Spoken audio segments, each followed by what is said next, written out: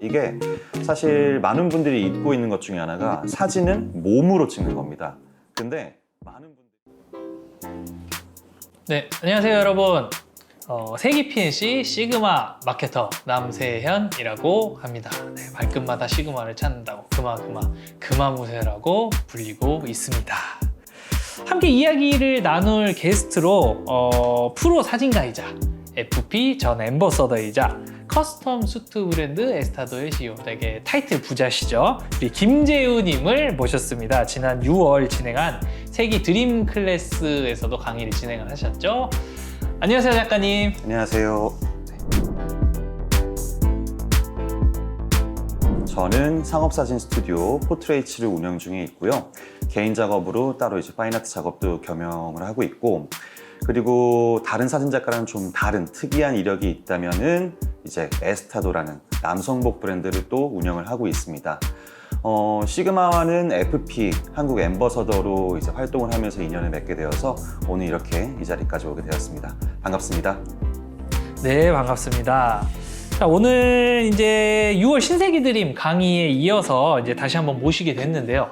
강사로서 이제 클래스를 진행을 하신 소감을 조금 한번 들어보고 싶네요. 제일 이제 좋았던 부분 같은 경우에는 준비가 굉장히 잘 된 강의였어요.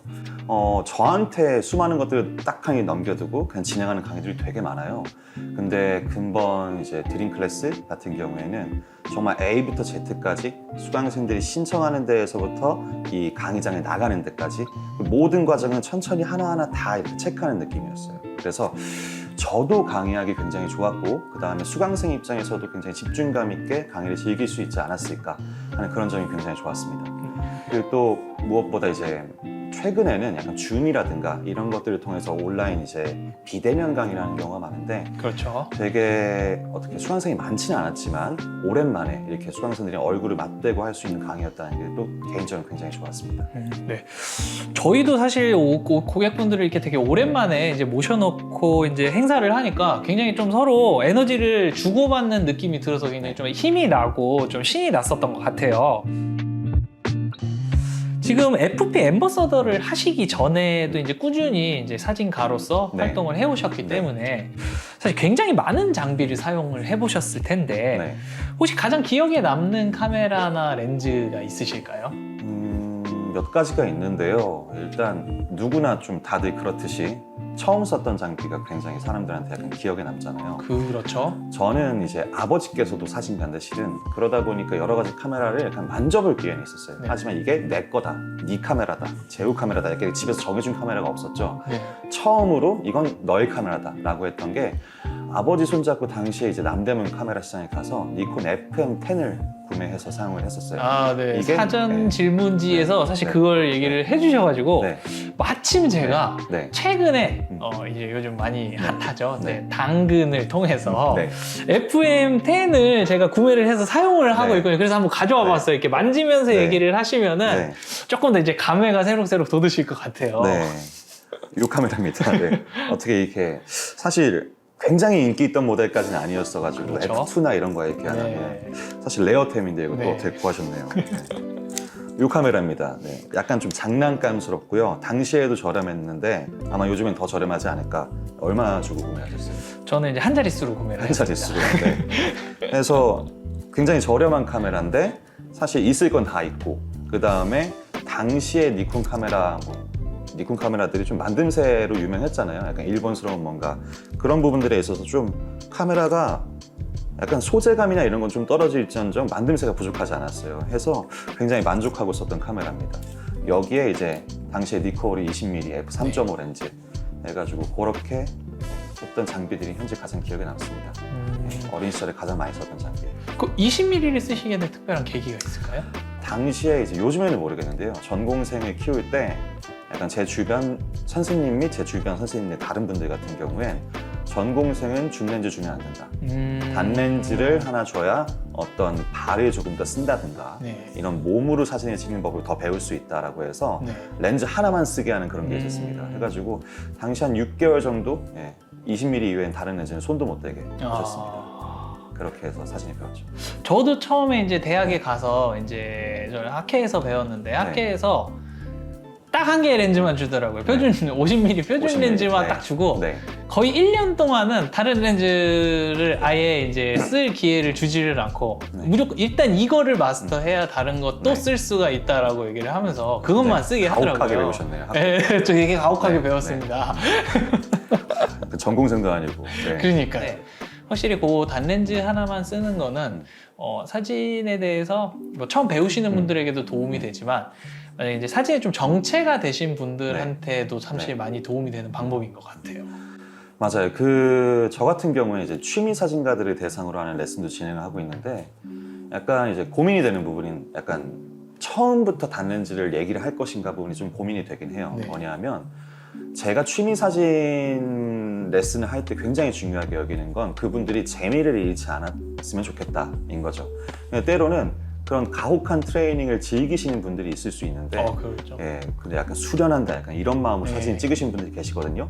근데 그런 분들이 아닐 경우에는 어떻게 보면 그런 일종의 강요가 제한이 누군가한테 약간 재미를 잃게 하는 방법일 수도 있다라는 생각이 그렇죠. 들어서 사실 제 생각에는 전공생한테 그렇게 하듯이 네. 단렌즈를 주는 게 굉장히 효과적인 교육 방법이라고 생각하고 네. 일종의 레벨업 방법이라고 생각하지만 취미 사진가분들한테는 특히 초급 단계에 있는 분들한테는 그렇게 권하진 않아요. 혹시나 재미를 잃을까 봐. 네. 근데 만약에 방금 전에 대리님께서 말씀하신 것처럼 내 사진이 좀 정체됐다, 나는 렌즈를 사용하는 방법에 대해서 조금 더 익히고 싶다, 이런 분들 같은 경우엔 단렌즈를 사용하는 게 굉장히 큰 도움이 될 거예요. 무엇보다 발을 사용한다라는 것을 분명하게 익힐 수가 있습니다. 이게 사실 많은 분들이 잊고 있는 것 중에 하나가 사진은 몸으로 찍는 겁니다. 근데 굉장히 많은 분들이 어디 유명한 출사진에 이런 데 가보면은 딱 보면서 뷰파인더에서 줌만 당기고 있어요. 이 상태에서 화면을 만들려고 하면서 렌즈의 가능성들을 다 사용하지 못하고 있는 거죠. 그러다 보니까 분명히 말씀하신 대로 나는 조금 더 레벨업을 하고 싶다, 이런 분들한테는 35면 31, 35mm, 50mm, 50mm 이런 식으로 미션처럼 정해놓고 작업하는 것도 괜찮을 것 같습니다. 좋은 조언 네. 감사합니다. 아닙니다. 저희가 사실 저도 자주 FP를 사용하고 있는 유저로서 제 내돈내산해서 이제 초기부터 사용을 네. 하고 있는데 굉장히 저도 애착이 많아요. 그래서 다음에 이제 FP 이제 고유의 특징 때문인지 이제 좀 저 역시도 사실 아무에게나 야, 이 카메라가 좋다. 이 카메라는 누구나에게나 이제 좀 추천할 수 있는 카메라로 생각되지는 않거든요.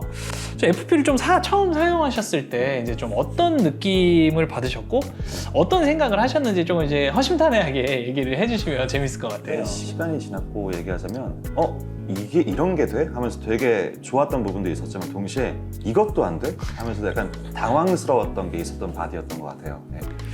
이것도 안 돼라고 이제 그 말씀하셨던 부분 중에 이제 제가 제일 이제 좀 기억에 남는 게 플래시 동조 속도 때문에 되게 애를 충격이었죠. 먹으셨던 네, 부분이 네, 기억이 맞아요. 나요. 네, 초기에 충격입니다.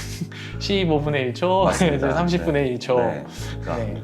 풀타임 전자식 셔터를 사용하다 보니까 생기는 문제점인 것 같은데 아무래도 풀프레임 카메라다라고 했을 때 제가 처음에 들었을 땐 화질적인 부분이나 DR이나 이런 부분이 이렇게 뛰어난 카메라가 네. 이게 안 되지? 라는 느낌이었어요. 그래서 그 부분은 상당히 그때 충격이었고 여전히 좀 아쉽습니다. 이게 혹시나 나중에 뭐 해결이 될지 어떨지 모르겠는데 여전히 제가 FP 현재 너무나도 아끼고 잘 사용하는 입장에서 플래시만 됐으면 이 작업에도 사용했을 텐데 라는 그런 아쉬움이 여전히 있는 부분이기도 해요. 네. 그럼 이제 조금 얘기를 하신 것 중에 네. 이런 게 되네 싶었던 네. 거는 혹시 네. 어떤 부분이 있을까요? 일단 가장 충격을 받았던 건 이 크기의 풀프레임에 이 성능이 나오네가 가장 컸어요. 그냥 이 화질이 나오네라는 게 가장 컸죠. 당시에 이제 FP를 이제 제가 출시 좀 몇 달 전에 한번 써보면서 네. 준비를 하고 그 다음에 이 카메라에 대해 좀 알아가고 그 다음에 한국에서 런칭을 하면서 당시 한국에서 런칭 세션을 했었죠. 네. 그때 이제 카메라 개발자분과 이야기를 나눌 기회가 있었고 네. 그때 저한테 여쭤보셨어요. 카메라에 대한 솔직한 평을 네. 해달라. 제가 그때 되게 조심스럽게 하지만 되게 진심으로 저한테는 최고의 서브 카메라입니다. 네, 저한테 최고의 서브 카메라입니다. 메인은 안 되고. 네. 네. 그 말 했을 때 저는 약간 되게 어쩌면 개발자 입장에서 좀 기분이 나쁠 수도 있잖아요. 서브라는 단어가 주는 네. 뉘앙스가 좀 나쁜 방향성도 있을 수 있으니까. 네네네. 근데 엄청 좋아하셨어요. 그렇게 평가해 주시니 감사합니다. 음. 뭐냐면 제가 항상 바라던 게 그런 거죠. 제가 다른 강의나 이런 데서 종종 얘기하는 거기도 한데 카메라가 사실 2470에다 풀프레임 카메라 이렇게 물려 사용하다 보면은 무거워요. 근데 애초에 프로 사진가들은 눈이 조금은 기준점이 높을 수밖에 없기 때문에 크롭 바디가 채워질 수 없는 그 화질과 DR과 그런 것들이 있어요. 네. 그러다 보니까 풀프레임을 이렇게 좀 작게 만들 수 없을까 하는 강렬한 열망 같은 게 있었는데 그걸 바로 속 시원하게 긁어줬던 거죠. 해서 네. 보면서 아니 이 작은 카메라에서 풀프레임이 되며 거기다 같이 나왔던 당시에 이제 렌즈들을 생각을 해봤을 때 와 이런 작은 셋업에 이런 화질이 나오는구나 이게 네. 가장 컸죠. 그러고 보니까 이제 생각나는 네. 말이 있는데 FP가 초기에 나왔을 네. 때 이제 뭐 시그마 본사에서 이제 여러 계층의 사람들한테 FP를 사용하게 하고 그 소감에 대한 인터뷰를 한 적이 있는데 어느 일본인 사진가한테 이제 그 인터뷰를 했는데 일본인 사진가 그 얘기를 하더라고요. 이 카메라는 잘 만든 카메라다. 네. 왜냐하면 모든 사진을 찍는 모든 사람들이 이런 카메라가 하나쯤은 있었으면 이라고 바래왔던 카메라이기 때문이다라고 말을 하더라고요. 정말 약간 동감하는 게 네. 사실 최근에 카메라 회사들이 굉장히 좀 여러 브랜드들이 문을 닫거나 혹은 사라지거나 했잖아요. 네. 사진 관련된 브랜드들부터 네. 해가지고 사진 시장이 어느 정도 축소가 되다 보니까 그 와중에 약간 FP 같은 경우에 전 그런 생각이었어요. 딱 보자마자 이걸 만든 사람들은 정말 진심이구나. 예. 컨셉에 정말 진심인 사람들이구나. 시장에서 이런 포지션의 카메라가 없음에 불구하고 도전한다는 것 자체가 네. 어떻게 보면 중소형 회사 입장에서 좀 많이 좀 부담스러웠을 텐데 그 컨셉에 맞춰가지고 정말 진심으로 다 해서 만들었구나 그런 생각이 들었어요. 그래서 분명히 어떤 아쉬운 부분들이 존재하는 카메라가 맞는데 저는 개발하는 분들도 알고 있음에 불구하고 같다고 생각해요. 그 말은 저는 정말 우리는 이런 컨셉의 카메라를 만들 거고 이런 제안을 할 겁니다. 이게 우리가 할 수 있는 현재로서는 최선의 답입니다. 라는 그런 진심들과 정말 세상에 이런 카메라 정도는 있어도 괜찮지 않습니까? 이런 설득들, 이런 것들이 느껴졌던 카메라라서 저는 그 말씀하신 말이 굉장히 맞는 말이라고 생각해요. 되게 네. 정말 좋은 평가인 것 같아요. 맞습니다. 네. 지금까지 시그마 렌즈들을 굉장히 다양하게 리뷰를 하시면서 또 그리고 앰버서더 활동을 하시면서 대여를 해서 네. 굉장히 다양하게 사용을 해보셨잖아요. 네. 만약에 FP와 쓸 딱 하나의 렌즈를 골라야 한다면 어떤 렌즈가 작가님의 원픽일까요? 이게 되게 매력적인 렌즈들이 많기 때문에 사실 선택지는 굉장히 많은데 이제 저의 원픽이기 때문에 저의 촬영 습관과 어떤 취향 같은 걸 반영했을 때 제가 자주 사용했던 게 이제 I 시리즈에 해당하는 35mm DCDM f2.0 렌즈를 가장 많이 사용했습니다. 정말 그냥 FP를 위해서 처음부터 디자인된 게 아닐까 싶을 정도로 룩이 너무 잘 맞고요.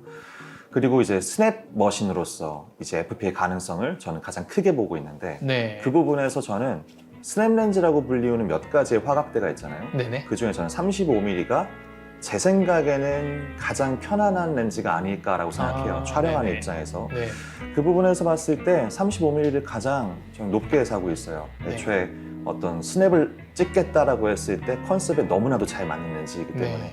그 렌즈를 현재는 가장 많이 사용하고 하나 꼽자면 그 렌즈를 꼽을 것 같습니다.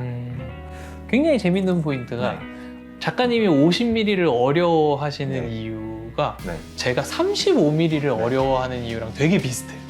어떤 이유인 거죠? 그러니까 네.